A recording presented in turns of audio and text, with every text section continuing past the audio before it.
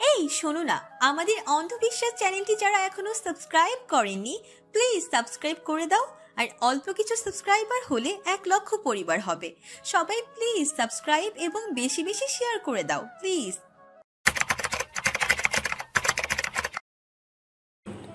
শেহজাদ শাহজাহান সাহেবের দিকে তাকায়। উনি তাকান না, মাথা হেট করে বসে থাকেন। শেহজাদ খুদেজার দিকে তাকায়। খুদেজা কাঁদতে থাকে। চিবুক শক্ত করে ভেতরে রাগ গিলে ফেলে শেহজাদ। চোখের দৃষ্টি শক্ত হয়ে ওঠে, চোখের তারা জল জল করে ওঠে। খুদেজার দিকে নয়ন নিঃসমেত জ্বলন্ত চোখা দৃষ্টি নিক্ষেপ করে রুষাবিষ্ট হয়ে অভিমানী স্বরে ডাকে, আম্মা। খুদেজা সশব্দে কেঁদে ওঠে। শেহজাদের পায়ের নিচের ভিতটা হৃদয়ের মতো ভেঙে ঝুরঝুর করে ঝরে পড়ে। দ্বিতল চত্বরে দাঁড়িয়ে অপরূপা দেখে এক বিশাল মন ভাঙার দৃশ্য। ঘটনাটির পর শেহজাদ মহল ছেড়ে বেরিয়ে যায়। কারো কথা শুনে না, বারণ মানে না। অম্বরের বুকে যেমন ঘোর অমানুষা, ঠিক তেমন মহলের ভেতরও। অন্দরমহলে খুদেজার তীব্র আহাজারিতে সকলের হৃদয় ভার। আপনি আমার আম্মা নন, তাহলে আমার আম্মাকে? প্রশ্নটা তার মায়ের মনকে তীব্র আঘাত করছে। যার মুখের দিকে তাকালেই তার জীবনের সকল অপূর্ণতা, দুঃখ, পুরনো ব্যথা ঘুচে যেত, আজ তার প্রশ্ন মায়ের হৃদয়ে ঝড় তুলে দিয়েছে। খুদেজার বুকের ভেতরটা ব্যথায় খিচিয়ে ধরে আছে। বড় বড় শ্বাস ফেলতে ফেলতে সে কেঁদে যাচ্ছে। শাহজাহান সাহেব পা ফেলে ফেলে অন্দরমহলে খুদেজাকে দেখে গেলেন। দূরে দাঁড়িয়ে দেখলেন, লম্বা দীর্ঘশ্বাস ফেলে চলে গেলেন। হামিদা, সায়রা, শাহানা, তটিনী সবাই মিলে খুদেজাকে শান্ত করার চেষ্টা করছে, কিন্তু সে শান্ত হচ্ছে না, নিজেকে শান্ত করতে পারছে না। তার 3টা বাচ্চা গর্ভে মারা গেল, আর 3টে কোলের বাচ্চা 4 মাস, 6 মাস, 7 মাস বয়সে। আর একটি বাচ্চাও বাঁচতে পারেনি। খুদেজা তখন সন্তান সুখে অর্ধমৃত, পাগল প্রায়। খায় না, ঘুমায় না, কথা বলে না, থেকে থেকে কাঁদতে থাকে। ঠিক সে সময় সারা মহল আলোকিত করে শেহজাদের আগমন ঘটল। তাকে নিয়ে এলেন সম্রাট সলিমুল্লাহ। হৃষ্টপুষ্ট শরীরের একটা তুলতুলে শিশুকে হাত পা নেড়ে কাঁদতে দেখে খুদেজা বিচলিত হয়ে ওঠে। ড্যাব ড্যাব করে তাকায়, শীর্ণ মুখে হাসে, কাপা কাপা হাতে শিশুটির হাত ছুঁই, গাল ছুঁই, কোলে নেয়। এক লহমায় তার সমস্ত কষ্ট ধুয়ে মুছে যায় সে বাচ্চাটির ছোঁয়ায়। খুদেজা তাকে আদর করে, হাউমাউ করে কাঁদে, বুকের সাথে চেপে ধরে রাখে। পরম মমতায় সেই শিশুকে মায়ের ভালোবাসায় মুড়িয়ে রেখে একটু একটু করে বড় করে তোলে। শাহজাদের সাথে এই মহলের কারোরই মিল নেই। চেহারা একেবারেই নয়, গুণে সে অনন্য বৈশিষ্ট্য সম্পন্ন। খুবই অল্প বয়স থেকে বুদ্ধিমত্তার পরিচয় দিতে থাকে সে। 6 বছর বয়স থেকেই সে সম্রাট সলিমুল্লাহর সাথে মজলিসে বসত। দেশ দেশান্তর হতে আগত বিদ্বান ব্যক্তিবর্গরা আশ্চর্য হতেন এক অল্প বয়সী সুদর্শন বালক কি সুন্দর করে মজলিসে ফয়সালা দিতে সাহায্য করছে দাদাজানকে। তার এই উত্তম গুণাবলীতে মুগ্ধ হয়ে পার্শ্ববর্তী গ্রাম প্রধান তাকে সুবর্ণ খচিত বাহুবন্ধনী উপহার দেয়। এছাড়া নানান উপহার সামগ্রী আর সম্মাননা পায় সে। তাকে দেখে খুদেজার বুক গর্বে ফুলে ওঠে। শেহজাদ যখন আম্মা আম্মা বলে ডেকে সারা হতো, খুদেজার মনে হতো সে সবচাইতে সুখী একটা মানুষ। তার একটা রূপকথার রাজপুত্র আছে। সে রাজপুত্র একটু একটু করে পরিণত হলো রাজপুরুষে। আজ সে শুধুই মায়ের গর্ব নয়, আজ সে পুরো রূপনগরের গর্ব। যে অন্ধকারে খুদেজা তাকে বড় করেছে পরম যত্নে আগলে রেখে, সেই অন্ধকার আজ আবারও খুদেজার সব শান্তি বিনষ্ট করে দিয়েছে। আড়ালে দাঁড়িয়ে খুদেজার আহাজারি দেখে অপরূপার খারাপ লাগলো। মায়ের আদর ভালোবাসা বুঝে এমনই হয়। গর্ভের সন্তান না হয়েও উনি কতটা ভালোবাসে। আর তার মা তাকে রেখে চলে গিয়েছিল। জন্ম দিলেই মা হওয়া যায় না, একজন আদর্শ মা হওয়া অনেক সংগ্রামের। পেছন থেকে শক্তপোক্ত একটা হাত তার মুখ চেপে ধরলো, হঠাৎ নিয়ে গেল সেখান থেকে। কক্ষে নিয়ে গিয়ে শেরহাম তার মুখ ছেড়ে দিতে অপরূপা অগ্নিময় দৃষ্টি নিক্ষেপ করে তাকে দূরে সরিয়ে দিয়ে বলল, আপনার হয়েছেটা কি? কি চান আপনি? দূরে যান। গোলাম, ওখানে কি করছিলে? ওদের নাটক দেখছিলে? ওসব এখন পুরনো নাটক। তোমার হাসি খুশি থাকা দরকার। পরশুদিন আমাদের নিখা। অপরূপা আঙ্গুল তুলে বলল, আপনাকে আমি নিকাহ করব না, কিছুতেই না। আপনি আমার কথা রাখেননি, আমিও রাখবো না। গলায় তরোয়াল ধরলেও আমি আপনাকে নিকাহ করব না। শেরহাম কটমটে গলায় তেড়ে এসে বলল, ও পালিত পুত্র সেটা বলেছি। ভুল কি বলেছি? আমি কি মিথ্যা বলেছি কিছু? আমাকে রাগাবে না আপা। অপরূপা চেঁচিয়ে বলল, আপনার রাগে আমার কিচ্ছু যায় আসে না। আপনার মতো মানুষের সাথে জীবন কাটানো সম্ভব না আমার পক্ষে। এর চাইতে মরে যাওয়া ভালো। শেরহাম ওর 2 বাহু দেয়ালে চেপে ধরে বলল, আমি দেখব কি করে? নিখা না করো তুমি, করতেই হবে। অপরূপা সিক্ত নয়নে তাকিয়ে বলল, আপনি আমায় জোর করবেন? হ্যাঁ, জোর করব। আমার রাজত্ব চাই, রানী চাই, এই মহল চাই, নাইলে সব ধ্বংস করে দেব। তুমি আমার অবাধ্য হবে না আপা। আপনি এত নিকৃষ্ট! আমি মানুষ চিনতে এত ভুল কি করে করলাম? আপনার কি এই মহলে কারোর দুঃখে কষ্ট হয় না? নিজের ভাইকে কি করে এত কষ্ট দিলেন? একজন মায়ের কাছে সন্তানকে দূরে করে দিলেন। আপনার ভালো হবে না একটু। সবার অভিশাপে শেষ হয়ে যাবেন আপনি। এই চুপ, একদম চুপ। অপরূপার হাত আরো জোরে মুচড়ে ধরল সে। অপরূপা তার হাতে কামড় বসালো জোরে। শেরহাম ব্যথা পেয়ে ওর হাত ছেড়ে দিয়ে শক্তপোক্ত চর বসাতেই অপরূপা ছিটকে পড়ল। আর্তনাদ করে উঠে অপরূপা পুনরায় ফিরে চাইল। কেঁদে উঠে বলল, আপনার পাপ আমি ধ্বংস করে দিব। আপনাকেও করব, আর বরদাস্ত করব না এসব। শেরহাম তেড়ে গিয়ে ওর গলা চেপে ধরে, সর্বশক্তি প্রয়োগ করে। অপরূপার চোখ উল্টে আসে, নিঃশ্বাস বন্ধ হয়ে আসে, সারা শরীর তড়পাতে থাকে। শেরহাম শেষ মুহূর্তে এসে ছেড়ে দেয়। অপরূপা কাশতে থাকে। কাশতে কাশতে চোখ লাল হয়ে আসে, নিঃশ্বাস উঠানামা করতে থাকে। শেরহাম দাঁতে দাঁত চেপে বলল, পশু নিখা পড়ানো হবে, নইলে চড়াতে চড়াতে গাল লাল করে ফেলতাম। শুধু একবার যদি ওর হয়ে কথা বলো, কষ্ট দিয়ে মারবো।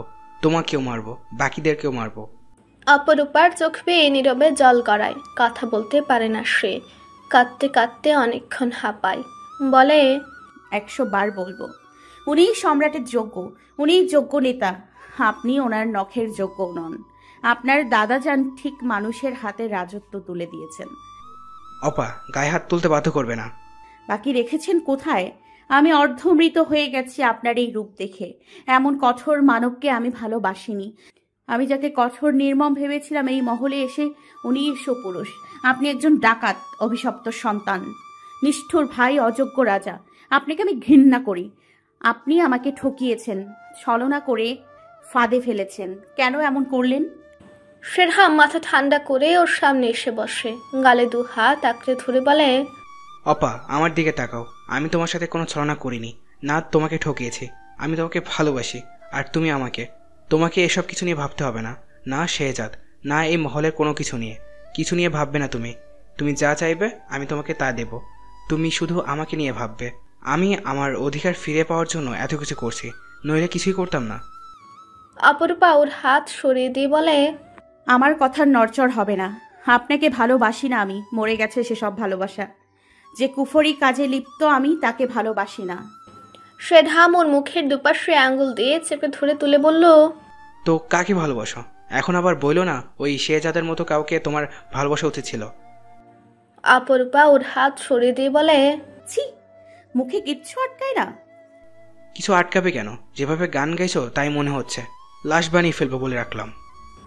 শেষের কথাটা ধমকে বলে শেরহাম। অপরূপা মেঝেতে থুতু ছিটিয়ে বলে, আপনি ভালোবাসার শব্দটাকে অপবিত্র করে ফেলেছেন। আপনি ভাবলেন কি করে আমি আপনার নোংরা কাজে আপনাকে সায় দিব? শেরহাম রাগ সামলাতে না পেরে বলল, আরে তোমার সাথে এত কথাই বা কেন বলছি আমি? কে তুমি? কি যায় আসে তোমার এই ধমকাধমকিতে? আমার একটা সন্তান চাই, নয়তো তোমাকে কি দরকার? আমার উত্তরসূরি প্রয়োজন, ব্যাস। তারপর তোমার মুক্তি। অবশ্য সন্তান রেখে তুমি যাবেই বা কোথায়? তোমাকে থেকে যেতে হবে, আমার সাথে থেকে যেতে হবে এখানে। সন্তান রেখে কোনো মা পালাতে পারে বুঝি? আচ্ছা যাও, তুমি যদি চাও তাহলে তুমি তোমার ভালোবাসা মানুষের কাছে পাঠিয়ে দেবো, কোনো সমস্যা নেই। টাকা বিলিয়ে দিলে বউ হতে রাজি অনেক মেয়ে। তোমাকে তোমার মজনুর কাছে ছুঁড়ে ফেলে আসবো। ও আবার আমার জিনিসের প্রতি অনেক আক্রোশ, তা হোক নিত্য নতুন বা ব্যবহৃত। অপরূপার হাত পা অসাড় হয়ে আসে, চোখ ফুলে যেন রক্ত বর্ষণ শুরু হয়। টেনে ধরে শেরহামের কাঁধের পোশাক, খামছে ধরে ফেসফেসে গলায় জানতে চায়, কে? এসব কার কথা বলছেন? শেরহাম ওর কানের কাছে মুখ বাড়িয়ে ফিসফিস করে বলে, সুলতান মহলের পালিত পুত্র। অপরূপা এক ঝটকায় সরে পড়ে। তার অক্ষি কোটর হতে চোখের জলের সাথে বিস্ময় বিস্ফোরিত হয়। এক দৃষ্টে শেরহামের মুখ পানে তাকিয়ে থাকে।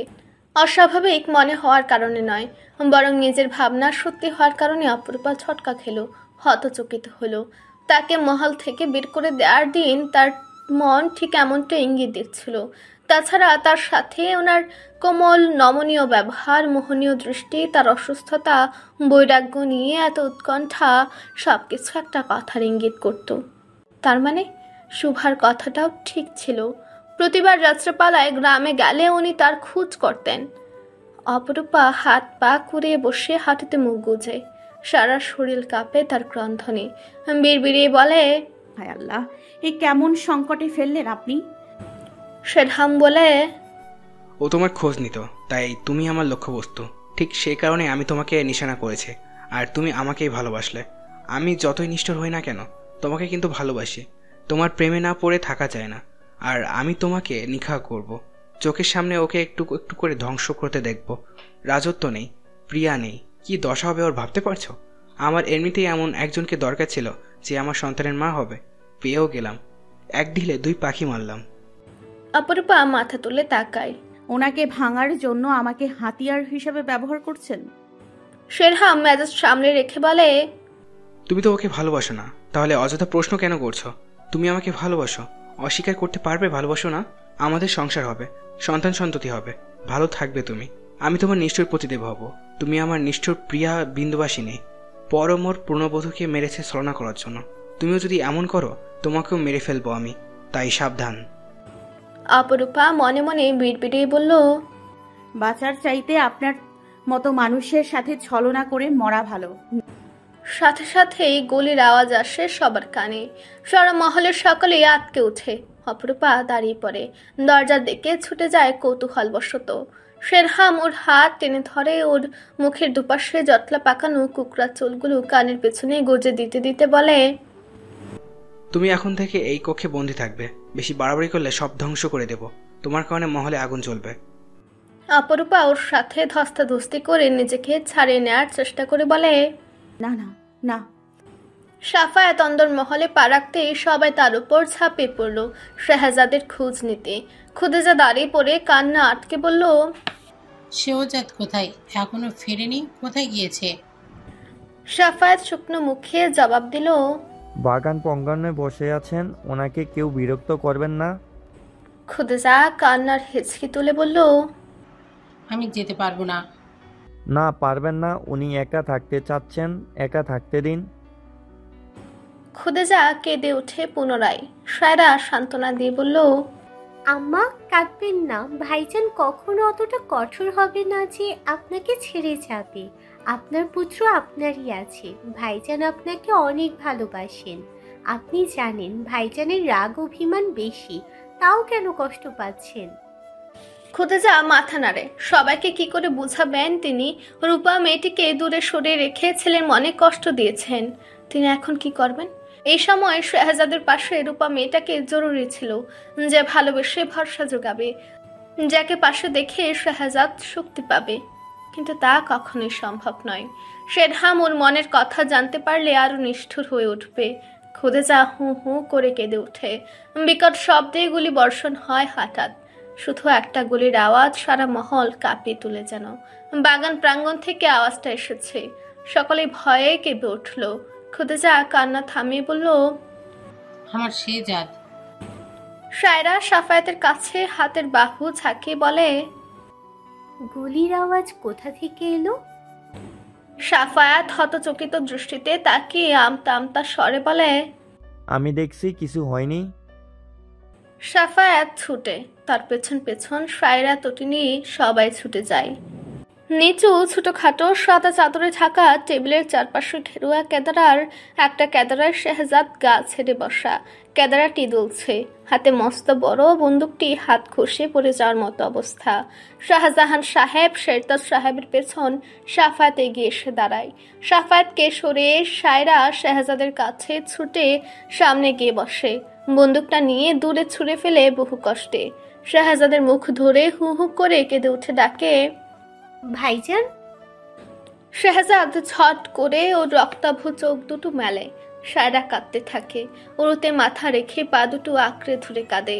শেহজাদ ওর মাথায় হাত রেখে বলে, কাশিম ছুঁড়েছে গুলি, ভেতরে যাও। সায়রা মাথা তুলে বলে, আপনি এখন বলবেন না তুমি আমার বোন নও, আমাকে ভাইজান ডেকো না। আপনি কবে থেকে রক্তের সম্পর্ক নিয়ে এত ভাবতে শুরু করেছেন? সারা নগরের মানুষ আপনার মুখ চেয়ে থাকে। ওদের সাথে কি আপনার রক্তের সম্পর্ক আছে? তাহলে ওরা কি আপনাকে ভালোবাসেন না? আপনি কি বাসেন না? শাহজাদ বলল, তুমি ছোট, সাফায়াতের সাথে ঝামেলা মিটিয়ে নাও। ওর সাথে মেজাজ দেখিয়ে কথা বলেছ, ভেতরে যাও। সায়রা সাফায়াতের দিকে তাকিয়ে কান্না থামিয়ে বলে, তা অবশ্যই করব, আপনি দেখুন সবাই চলে এসেছে। শাহজাদ দাঁড়িয়ে পড়ে, জলদ গম্ভীর স্বরে বলে, আমার কি একটু একা থাকার মুরদ নেই? খুদেজা পেছনে এসে দাঁড়ায়, বলে, আমার সাথে কথা বলো শেহজাদ। শাহজাদ সরে গিয়ে বলে, আপনার সাথে আমার কোনো কথা নেই, আমাকে একা থাকতে দিন। শাহজাহান সাহেব বললেন, আমাদের উপর রাগ থাকলে জেরে ফেলো, ভিতরে ভিতরে কষ্ট পাওয়ার চাইতে জেরে ফেলা ভালো। শাহজাদ ওনার দিকে তীক্ষ্ণ দৃষ্টিতে তাকিয়ে বলে, আচ্ছা, তাহলে উত্তর দিন, কেন এতদিন আমার কাছ থেকে সত্যি লুকালেন? কোনো উদ্দেশ্য ছিল আপনাদের? কেন ভাইজানের মুখে আমাকে শুনতে হলো আমি এই মহলের কেউ নই? উত্তর আছে আপনাদের কাছে? আছে? ওর ধমকের সুরে কেঁপে উঠল সবাই। তোমার দাদাজান বলতে বারণ করেছেন, তাই বলিনি। আমার আদর্শ ছিলেন উনি। উনি আমার ভালো চাইতে গিয়ে যে আরেকজনের সাথে অন্যায় করেছেন, এতে কি আমি তার শত্রু হয়ে যাইনি? তোমার দাদাজান মানুষ চিনতেন, তাই তোমাকে দায়িত্ব দিয়ে গেছেন। শাহজাদ লম্বা পা ফেলে এগিয়ে এসে বলে, আপনার বিবেক কি বলছে? বিবেককে প্রশ্ন করুন। আপনি শেরখাম সুলতানের জায়গায় থাকলে কি করতেন? কেন উনি প্রতিহিংসায় জ্বলবেন না? কেন আমাকে শত্রু ভাববেন না? আমি কোনার সাথে অন্যায় করিনি। একজন পালিত পুত্র হয়ে যদি আমি সম্রাটের আসনে বসে থাকি, উনি উত্তরসূরি হয়ে কেন রাজ্যপুত্র হবেন? কেন বঞ্চিত হবেন? আমি সবাইকে উত্তম ফয়সালা দিয়ে থাকি, আর আমি যদি অন্যায় করে আমি যদি অন্যায় করে থাকি, তাহলে আদর্শ হলাম কি করে? শেরতাজ সাহেব বলেন, কি চাইছো তুমি? ওর হাতে তুলে দেবে সব? হ্যাঁ দেব। উনি সুযোগ চাইছেন, সুযোগ দেব। আমার পদমর্যাদা চাই না, আমার চাই শান্তি। ও তোমাকে শান্তি দেবে বলে মনে হয়? শান্তি এখনো পাচ্ছি কোথায়? আমার শান্তি দরকার। এই মহলে শান্তি নেই। কোনো অপরাধ না করেও আমি শান্তি পাচ্ছি রোজ। এই মহলে আমি থাকবো না। ও চলে যাওয়ার জন্য পা বাড়াতেই খুদেজা পথ আটকে বলে, পুত্র, তোমার মুখ চেয়ে সবাই বাঁচার শক্তি পায়। তুমি আনন্দে থাকলে সবাই আনন্দিত, তুমি কষ্টে থাকলে সকলেই কষ্টে থাকে। তুমি এই মহলের প্রাণ, তুমি মহল ছেড়ে কোথায় যাবে? আমাদের সবাইকে এভাবে শাস্তি দিও না। আমার কারণে কেউ কষ্ট পাবে না, কেউ না, না এই মহলের কেউ, না নগরবাসী। খুদেজা ওর মুখ ধরে কেঁদে বলে, আমায় আম্মা ডাকলে না একবারও? আমি তোমায় পেটে ধরিনি বলে কি মা হতে পারিনি? তোমার কি কখনো মনে হয়েছিল আমি তোমার পালিত মা? নারী কাটা ধন্না, তুমি আমার হৃৎপিণ্ড। তুমি তোমার আব্বাকে জিজ্ঞেস করো আমি কার মুখে চেয়ে বেঁচে উঠেছি। জিজ্ঞেস করো কত ঝড় তুফান সামলে তোমাকে আগলে রেখেছি। আমি মহল ছেড়ে দেবো বলছি, আপনাদের না। খুদেজা তার গালের দুপাশে হাত চেপে ধরে মুখটা টেনে এনে বলে, তাহলে একবার আম্মা ডাকো। মনে হচ্ছে কতদিন শুনি না সেই ডাক। একবার ডাকো, একবার। শাহজাদ পিছিয়ে গিয়ে হাতের বাহুতে মুখ মুছে বলে, আমাকে আর মায়ায় জড়াবেন না আম্মা, আমি ক্লান্ত, বিশ্রাম চাই। হেঁটে অতিথি ঘরের দিকে চলে যায় সে। খুদেজা কান্নায় ভেঙে পড়ে।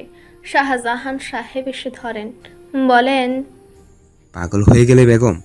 তোমাকে আম্মা ডেকেছে শুনলে না? ও তো আমার কথা বিশ্বাস করলো না। ও আমার কি, ওকে একটুও বুঝিয়ে বলো। সায়রা সে মাকে বলে, আম্মা, ভাইজান রাগের মাথায় কি নাকি বলেছে, কেন আপনি এমন করছেন? খুদেজা কাঁদতে কাঁদতে বলল, হায় আল্লাহ, ওর কষ্টগুলো আমাকে দিন। নাচনেওয়ালেরা এসে হাজির মহল প্রাঙ্গণে। শেরহাম তাদের এনেছে। মহলের কেউ তাদের নিকাহ উপলক্ষে খুশি নয়, তাই দুদিন ধরে তারা গান বাজনা করবে, হই হুল্লায় মাতিয়ে রাখবে। দলে দলে গান বাজনার লোক আর নাচনেওয়ালিরা এসে ভরে গেল। অতিথিশালা ভর্তি হয়ে গেল। সে অতিথিশালাটি মহলের উত্তর পাশে, তার একটি কক্ষে শাহজাদ ঘুমন্ত। মহলের আগাগোড়া সাজানোর কাজ সকাল থেকে শুরু হয়েছে। তার রক্ষীদের সাথে শাহজাদের রক্ষীদের এক প্রকার তলোয়ার যুদ্ধ লেগে গেল। সে সময় শেরহামের আদেশে যুদ্ধ থামল। দুজন রক্তারক্তি হলো। তারা শাহজাদের রক্ষী। দুপুর হতে হতে মহল আর যত দূর রাস্তা ছুঁয়েছে ঠিক তত দূর আলোর বাতি দিয়ে সাজালো শেরহাম। সিভান তা দেখে মহা খুশি।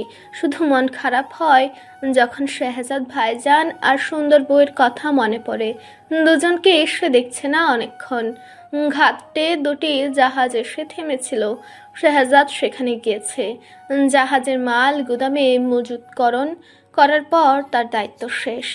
সে সেসব কাজ সম্পাদন করে মহলে ফিরে দেখল সারা মহল আলোয় ঝলমল করছে। প্রাঙ্গণে পা রাখতেই গানের তালে তালে নাচছে একদল নাচনেওয়ালি। একদল যুবতী অপরূপাকে সাজিয়ে নিয়ে এলো। তার পরনে সাদা ঘাগরা, মাথায় গোলাপি ঝালর দ্বারা আবৃত, হাতে পায়ে সুশোভিত অলংকার। অপরূপা সবাইকে দেখতে দেখতে হঠাৎ শাহজাদের দিকে চোখ যেতে থমকে যায়। শেরহাম ছুটে এসে ওর হাত ধরে টেনে নিয়ে নাচনেওয়ালিদের মাঝখানে অপরূপাকে দাঁড় করিয়ে দেয়।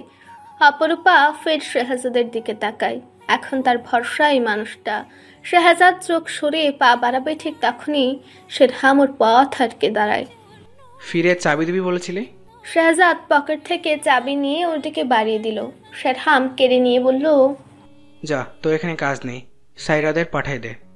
শাহজাদ পা বাড়ালো। সিফান এসে ওর পা আঁকড়ে ধরে বলল, ভাইজান সুন্দর বউকে দেখো।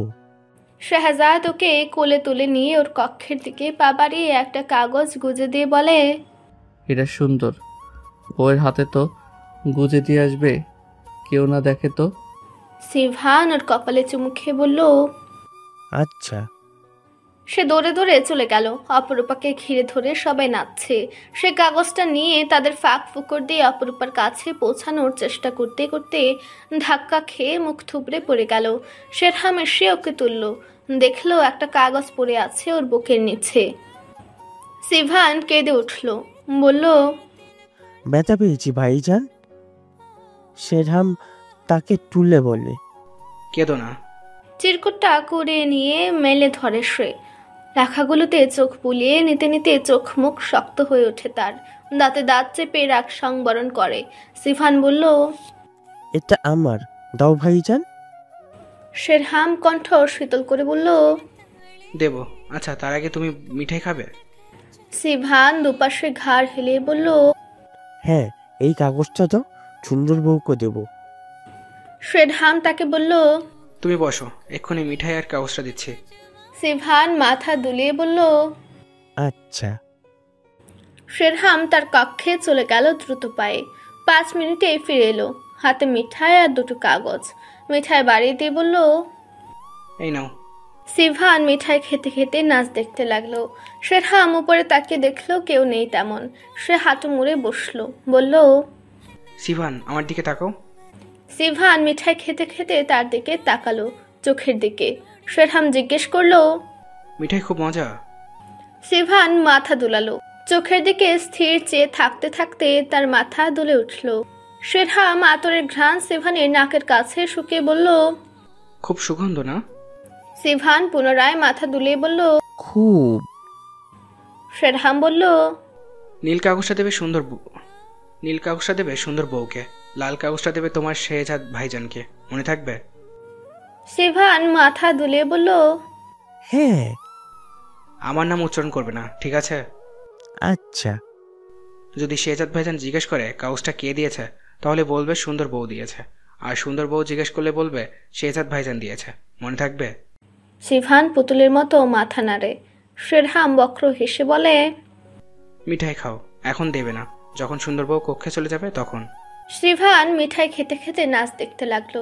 গান বাজনা নাচ শেষ হওয়ার পর অপরূপাকে কক্ষে নিয়ে যাওয়া হলো। সবাই তার হাতে বাটা মেহেদি পরাবে। শাহজাদ নিচে এসে দেখলো সিভান নেই। অপরূপাকেও নিয়ে যাওয়া হয়েছে। রূপা নিশ্চয় এতক্ষণে কাগজটা পেয়ে গিয়েছে। কাগজটাতে সে লিখেছিল সেই বিয়েতে খুশি কিনা।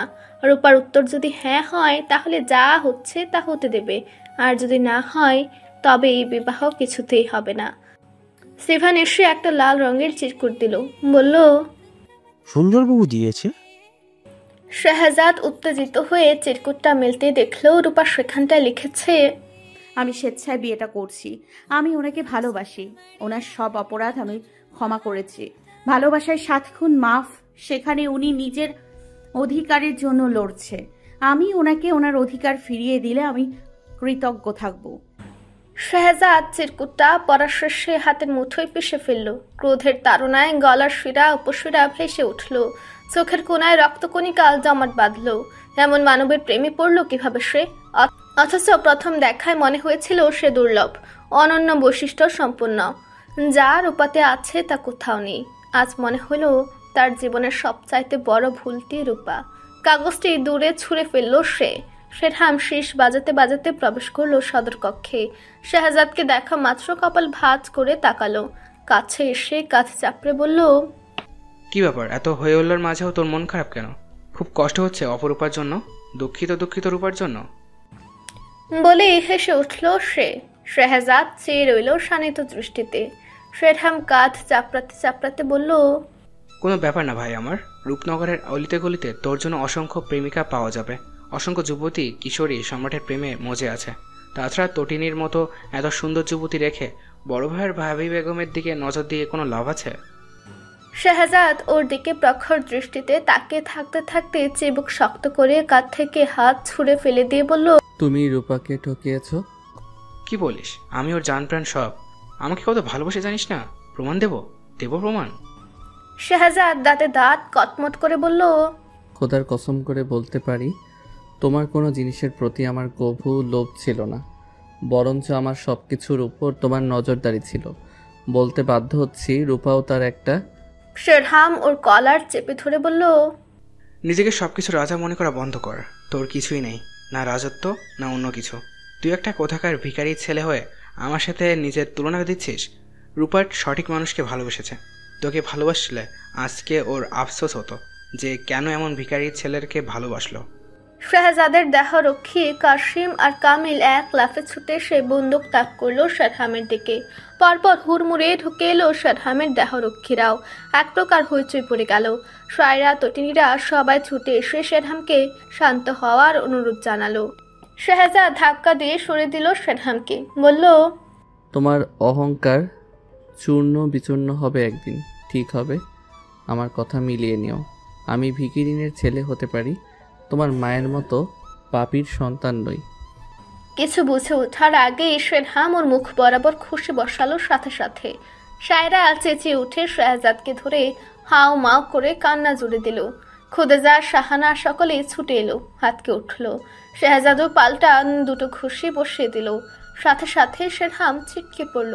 শাহজাদ হাতের কবজিতে মুখ মুছে নিয়ে গর্জে বলল, আমার সাহস আর বীরত্বের পরীক্ষা নেবে না খবরদার। হাতের সাথে পাও চলতো যদি না তুমি আমার বড় ভাই হতে। তটিনী ওর হাত ধরে টেনে ধরে বলল, দয়া করে শান্ত হও, এখান থেকে চলো। শাহজাদ ওর হাত থেকে নিজেকে ছাড়িয়ে নিল। শাহজাহান সাহেব এসে ওর হাত ধরে ডাকলো, পুত্র চলো এখান। শাহজাদ হাত ছাড়িয়ে নিয়ে বলল, পুত্র ডাকবেন না, ছাড়ুন। শেরহামের দিকে অগ্নিময় দৃষ্টি নিক্ষেপ করে বেড়ে গেল সে। অপরূপা সমস্তটা দেখলো চুপচাপ। সিভানের দেয়া চিরকুটটা হাতে নিয়ে শাহজাদের যাওয়া দেখলো। চিরকুটটিতে লেখা ছিল, মোবারকবাদ রূপা, নতুন জীবনের জন্য শুভকামনা। আমি ভাইজানকে একটা সুযোগ দিয়েছি, তুমিও দাও। ভাইজান তোমাকে ভালোবাসে। ইতি শেহজাদ সুলতান। তোমার ঠোঁট ফেটে গেছে, মলম লাগিয়ে দে। দয়া করে জেদ করো না। ভেতরে যাও, আর আমাকে নিয়ে চিন্তার কোনো দরকার নেই। আমি তোমাকে নিয়ে চিন্তা করব না। না বললাম তো, যাও। তটিনী কেঁপে উঠল। শাহজাদ পুনরায় কেদারায় বসে চোখ বুজে বসে রইল। তটিনী তার গাল মুছে বলল, তুমি রূপাকে ভালোবাসো, কিন্তু আমাকে নিকা করবে বলেছ কেন? শাহজাদ ঝট করে চোখ মেলে তার দিকে ঘোর লাগা দৃষ্টিতে তাকিয়ে বলল, কি বললে? তটিনী ভয়ে ভয়ে জবাব দেয়, জানি আমি সবটা। যাও এখান থেকে। আমি কাউকে ভালো টালোবাসি না। এসব কাজ আমার জন্য না, তোমাকেও আমি নিকাহ করব না। আমাকে নিয়ে স্বপ্ন দেখবেন। আমি শূন্য, আমি পালিত পুত্র, আমি ভিখিরিনীর ছেলে। এখান থেকে যাও এখন, নইলে আমার চাইতে খারাপ কেউ হবে না। যাও। তটিনী কেঁপে কেঁপে উঠল। কামিল এসে বলল, আপনি ভেতরে যান। তটিনী কাঁদতে কাঁদতে চলে গেল। শেহজাদ হাওয়ায় একের পর এক বন্দুকের গুলি ছুটতে ছুটতে ক্লান্ত হয়ে বন্দুক হাত থেকে ফেলে দিল। তারপর মন্থর গতিতে দাঁড়িয়ে গায়ে চাদর জড়ে পেছনে ফিরতে দেখলো তার লোকবল সবাই মাথা নত করে দাঁড়িয়ে আছে। শেহজাদ গর্জে বলল, তোমরা এখনো আমার সাথে কি করছো? আমি তোমাদের সম্রাট নই, যাও এখান থেকে। সকলেই চুপচাপ দাঁড়িয়ে রইল। কাশিম বলল, নিয়মিত ভালোবাসার গল্প শুনতে এবং পড়তে আমাদের অন্ধবিশ্বাস চ্যানেলটি সাবস্ক্রাইব করে পাশে থাকা বেল আইকনটি ক্লিক করুন। ধন্যবাদ সবাইকে।